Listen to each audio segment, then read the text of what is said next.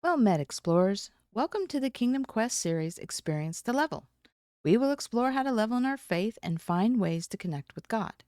There is no one size fits all formula because God knows us well enough to offer ways that speak to each of us. If you feel something's missing, the tutorial guide, Introduction to Faith, might be able to help.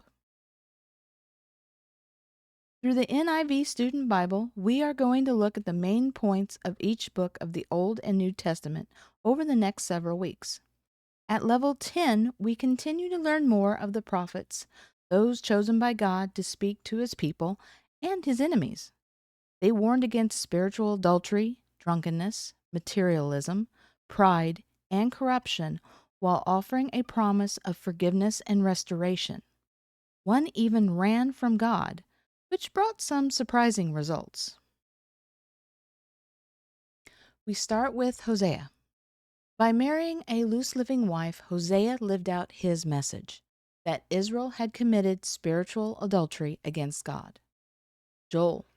Beginning with a recent catastrophe in Judah, a locust plague, Joel foretold God's judgment on Judah. Amos.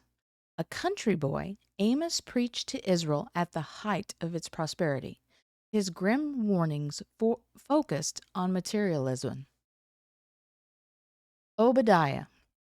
Obadiah was called to warn Edom, a nation bordering Judah. Jonah. Jonah reluctantly went to Nineveh and found Israel's enemies responsive to God's message. Micah. Micah exposed corruption in every level of society, but closed with a promise of forgiveness and restoration. As the Holy Spirit guides us in each solo, daily, and weekly quest along our path, we discover more by reading the Bible and praying every day. Let me know which book has caught your attention in the comments. As we seek the kingdom and share this quest, each and every one of you are always welcome.